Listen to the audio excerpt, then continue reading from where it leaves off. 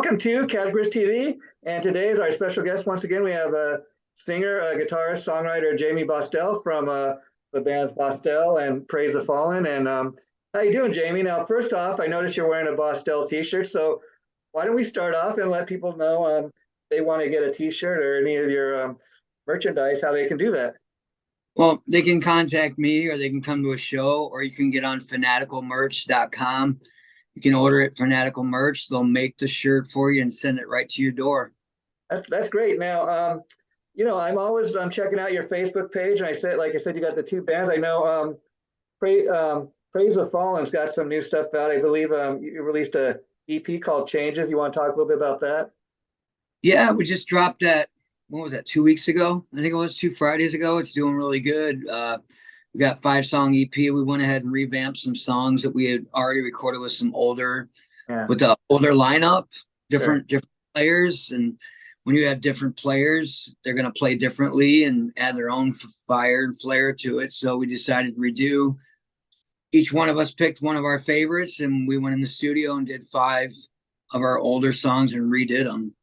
And so, like, when you say you redid them, and obviously we've got the new guys in the band that you're working with now, but in addition to that, like, would you say these are carbon copies of these songs, or did you guys kind of make a modern version of how you would, do it if this had been the band to do it originally? Yeah, we did the songs. Well, some of these songs were done in 2016, 2017, and I myself I've gotten to be a better player, more melodies. I got my own home studio now, so I can work on stuff and kind of rethink stuff, because sometimes when you record something later on, you're like, oh, I should have done that, or, So anyway, modern production, we wanted to put modern production on those songs and see what we could do with them. Because I'll tell you, in prep for interview, I was listening to some of the songs on Changes, and they've all got like a real kick. So I definitely hear the production there, and I just have a discussion with somebody about you as an artist, and they're saying, oh, that guy's typically like he does like a lot of great hard rock, but I tell him, you got to listen to everything, because I would say I would describe your more music. This is how I describe it: hard rock metal, because I think you're right on the fence where anybody who's into hard rock or metal we'll dig it, and some of the stuff's a little lighter, but I think it's all kind of got an edge, and maybe Praise the Fallen is a little more towards the metal direction, a little more heavier, but I think there's something for everybody.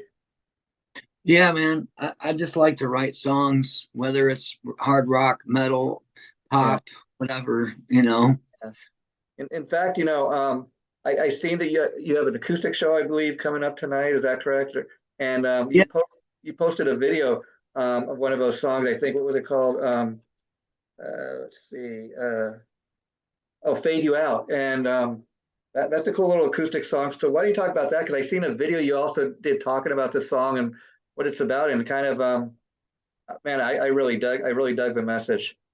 Oh, thanks, man. I wrote that song 2014, and when you how can I say this? We talked about this before, how you have people bullying you and stuff. And anybody who is successful, whether it be music or anything, if somebody is more successful than somebody, there's always going to be somebody who's going to try to tear you down.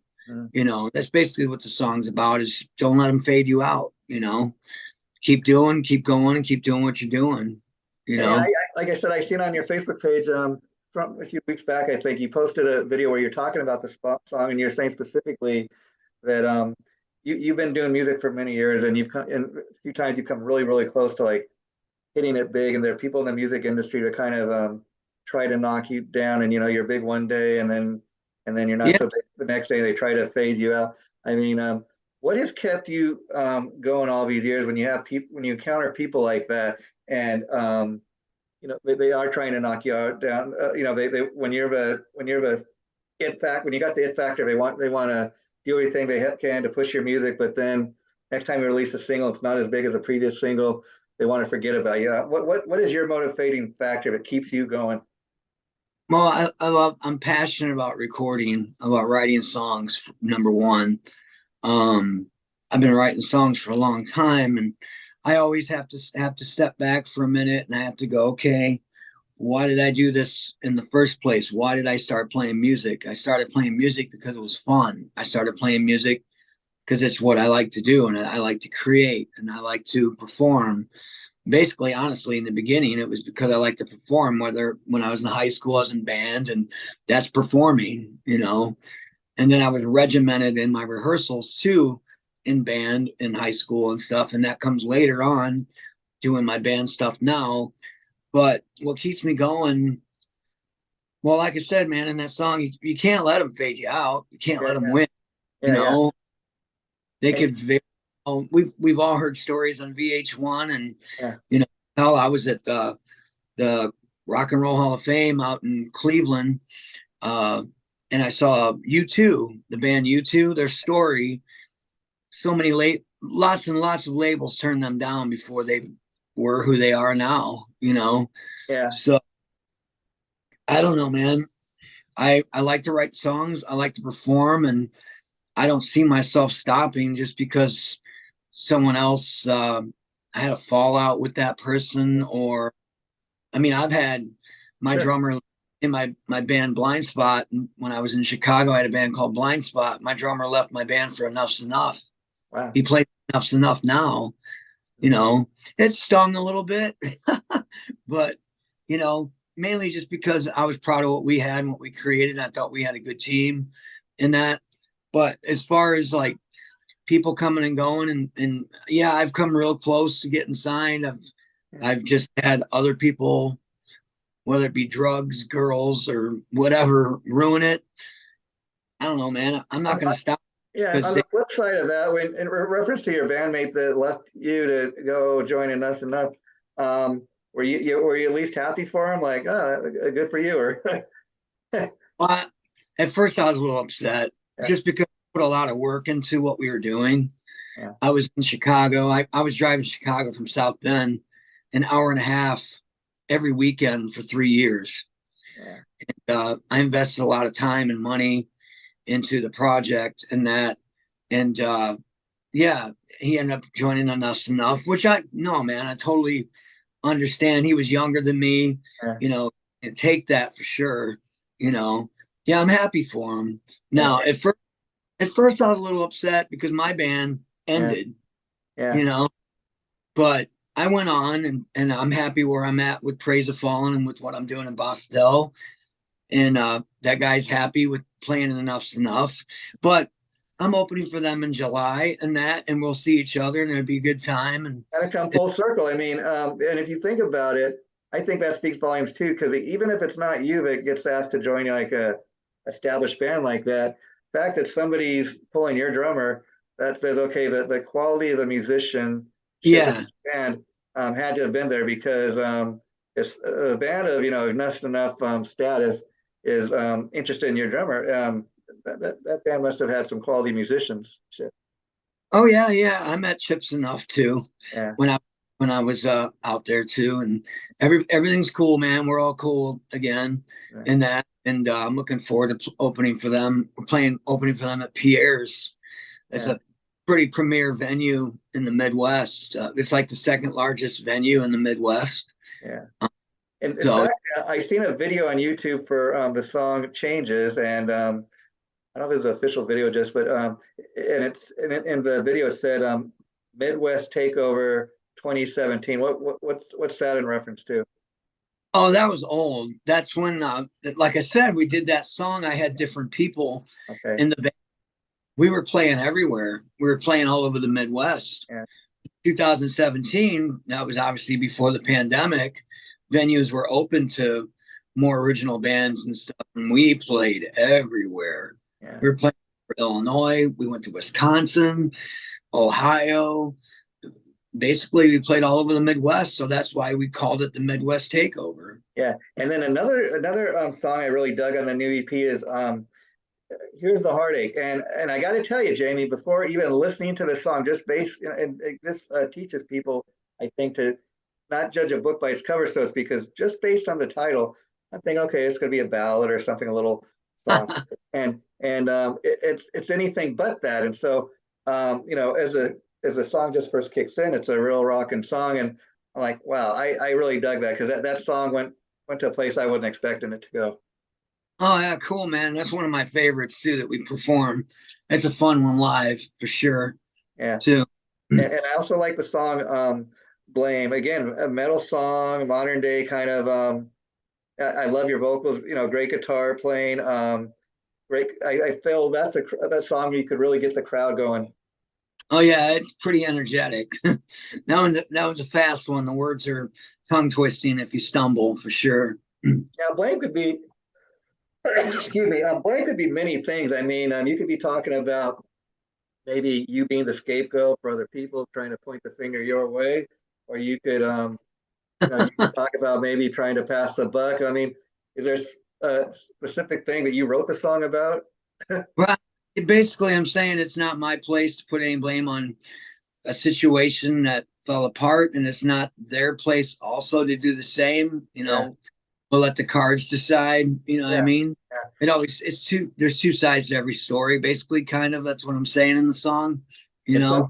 some cases, they say there's three sides, which is your version, Right. my version, and then there's the truth.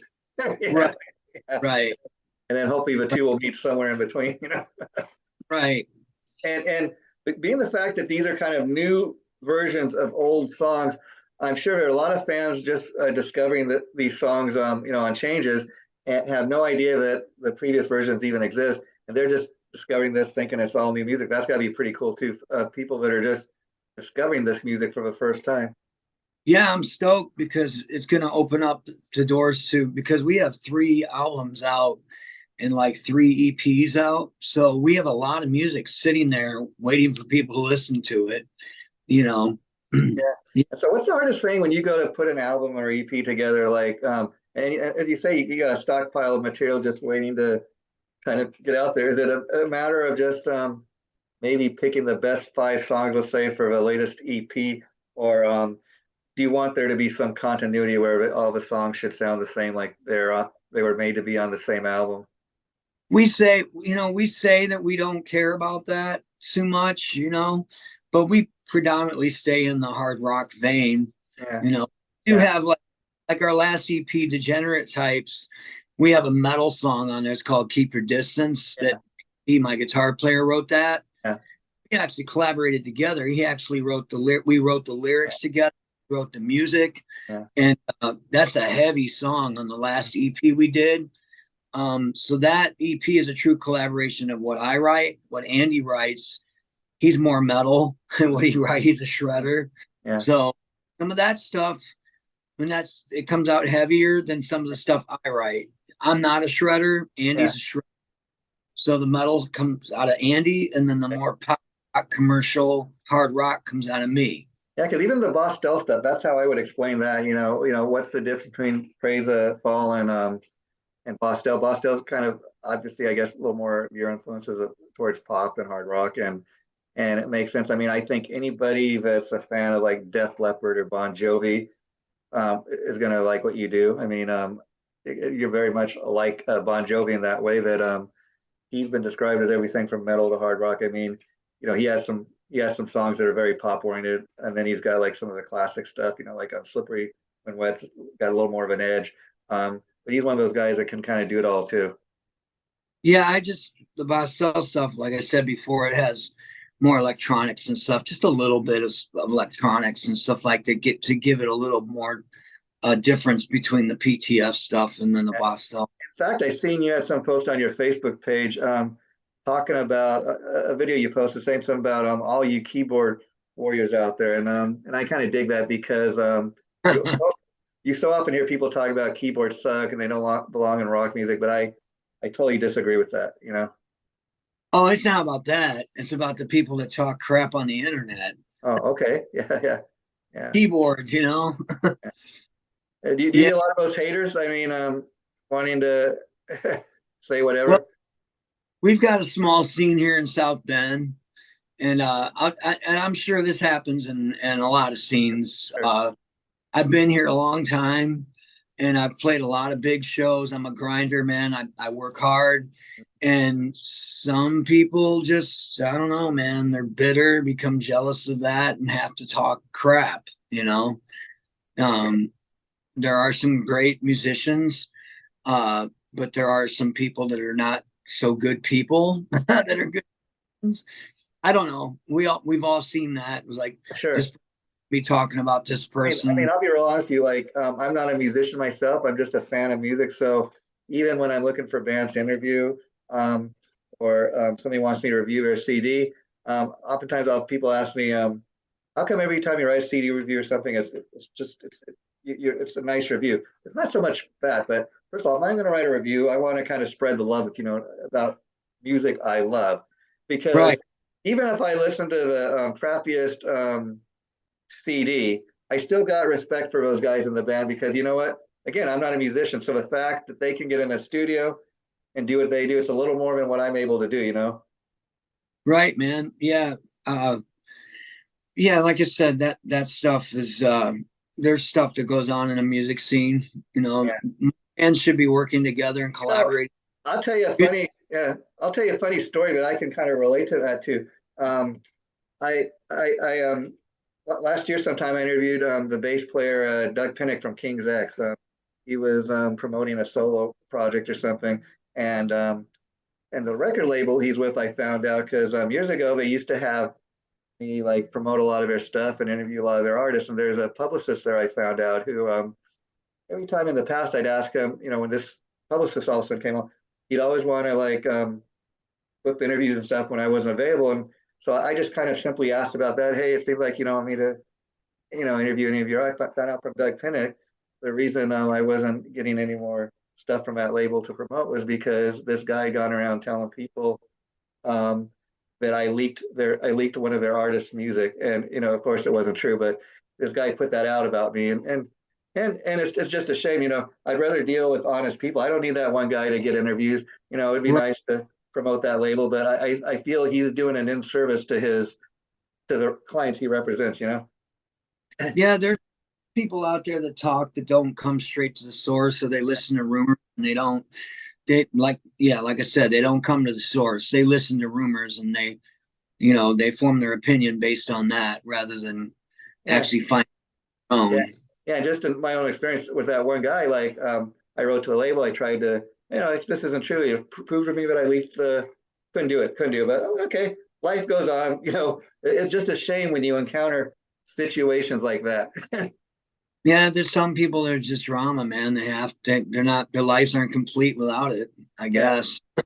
And one reason besides being a fan of your music, Jammie, that you're always welcome here, and I love to talk to you because I am a fan of your music. I do have respect for, and another thing is you're one of those artists that has real appreciation. Like anytime you tell me, "Oh, thanks for having me on," and I can feel that is heartfelt. I mean, and we both benefit from doing an interview today. I mean, I benefit from having you on and having something to post on my site, and you get the word out about your music, and we benefit each other. So I think it's a winning combination. Yeah, man, definitely. I mean, I listen to your other show too. I listen to your shows. When I'm at work, I don't always listen to music. Yeah, yeah, And I have headphones on when I'm at work, so I'll be listening to podcasts. And there's a local guy here in town, super cool radio. You should check it out. His name's Matt Thomas. He okay, just interviewed Andrew Hagar. wow, You know, Sammy's he son, just yeah, Yeah, dude, that's Sammy Hagar's son. That's yeah, killer. You know, so I look at you guys doing this stuff as this is your art. yeah, You know, we need you just like you need us. yeah, You know what yeah. I mean? Why? I'll tell you a story of why I started doing these Zoom interviews. Like I've been wanting to do it for a while, but I'm not real too tech savvy. Had a little, I was a little, didn't know if I'd be able to do it. But I had a friend that really encouraged me. One of the guys I know that I've interviewed several times. He plays in a Kiss tribute band. He said, "You know what? Why don't you and me do a practice session just so you can see how it goes?" And I enjoyed it so much that that's what I'm doing now. It's been a lot of fun because each time I do an interview like this, each interview I kind of discover has a personality of its own, depending on where the person's coming from, depending on the background. It's just a lot of fun to be able to see people you're talking to instead of over the Yeah, phone. you're miles away, man. If you weren't, we'd hang out, you know? That's a cool thing too, because I interviewed a guy that was, from Europe last Saturday morning, and had to get Yeah. up a little early, 9 a.m. and do it, but that was fine. It was fun to talk to him, and now doing it this way too. Like if you want to come on maybe next time with one of your bandmates, we can do that, and then we Oh, get okay. we get more than one guy's perspective, which I dig too, because that's fun interviewing musicians like you, because typically you have a guy that maybe does all the interviews, and other guys aren't allowed to say anything. But if you have another guy, maybe you get to talk to the drummer, and he's got a story. Oh man, yeah, I could have Wayne do that, no Yeah, yeah. problem. And then you get more than one guy's perspective, but that's fun too. And so I've really enjoyed doing this. And so you want to tell folks about the acoustic show you have going on tonight? I'm playing at this place called Stockroom East. It's called Artopia. Mhm. I play at 7 p.m. tonight. I'm just playing like a 30-minute acoustic set. They asked me to play, and I'm like, sure. I've done Like acoustic. a solo show, no backing band. No, just the guitar and me, and that's how all my band stuff has started. I used to write on the acoustic a lot. Yeah. I started practicing today, playing the acoustic today, and I was like, man, I kind of miss this, man. Because It's I definitely used. a different vibe, on stage when you're doing it live. I mean, do you enjoy that? I mean, I'm sure you enjoy just as much going on stage with Bosstel or Praise the Fallen, doing like an electrified show, but it's got to be a little more intimate. Do you enjoy that? Well, I have people that like my lighter side because I Yeah. have a side. The acoustic stuff is there's quite a few slow songs or whatever. That allows me to put that side of me out there. Too. Yeah. But I can also I'm gonna play some of the Bostel songs stripped down raw. Yeah. Slash I was going to slash it ask up. you about that. Have you ever thought of putting out an EP or something of some of your songs, but like an acoustic version that people have never heard before? Yeah, I think I might. I'm actually thinking I'm gonna do that this winter. That'd be cool. Yeah. Winter, Christmas. Yeah. That's another thing people are doing. Have you ever thought about putting together like a holiday Christmas album, original I would tune? need, Yeah. I would need musicians to play that stuff. Yeah. I don't know how to do it by myself. I don't know, maybe. I interviewed the guitar player. I think his name is Mick Michaels from Corners of Sanctuary. He's kind of the founder of the band and the guy that does most of the writing. And he said a couple of years ago, they started like releasing a Christmas song every year, like an original tune, or they do a great cover of a classic song. He says, quite surprisingly, he said that our fans loved it, and he said, so now every year, like we put out a Christmas song, and he says some of it's not so metal. He says, but the funniest thing, people love that stuff, and he says that's probably the one time of the year that we get the most play like on the internet. Yeah, because there's not a lot of Christmas rock songs out Yeah. there. You know. I mean, I was amazed when Twisted Sister put out a Christmas album, and that supposedly is now surpassed Stay Hungry and become their best-selling album. You can believe that. Funny, Yeah, yeah. Well, I remember Striper doing Winter Wonderland. yeah, yeah. I seen that on YouTube. That's pretty cool. So Jammie, do you have any plans to put out any videos for any of the new songs off the Changes EP? I think what we're talking about, Praise the Fallen is going to be doing a video the first weekend of August. Uh, And sorry, man, I had a show last night. yeah, and that one tonight, huh? Wow, your voice. Yeah, Yeah, yeah, it's all good though. yeah. But we're going to be doing a video the first weekend of August. But we think we're going to do the video. We have some other songs written Mhm. that we're getting ready to do another EP here soon, or we might be putting out a single. We haven't decided yet, but You're, we have a silver you're, tongue. you're nonstop working. I love that about you. And like you're talking about the last 2 nights doing a show, I think that's a great problem to have. I mean, you go back to the days of COVID where nobody was performing live. You'd much rather be performing than not, huh? Oh yeah, I know, man. Yeah, definitely. I've got what is it, July 14th and 15th? I got some dates coming up. I'm opening for Shallow Side the 14th in Chicago, and then the 15th I'll be in South Bend opening for the Lonely Ones too. Okay, yeah. And it's maybe a silly question because you do all three great, but I love to ask, like, what do you consider yourself like first? Would you say think of yourself as a singer, a songwriter, or a guitar player? Because again, you do all three best. But I talk to a lot of guys who tell me, well, I really think myself as a guitar player because that's how I started out. I kind of just fell into singing. Or what's your story on that? Actually, I started out as a singer first. Oh, wow. I just used the guitar as a tool to get my idea Yeah, out. I would play a part and tell the other guitar player to play it because he yeah, was better than I was. yeah.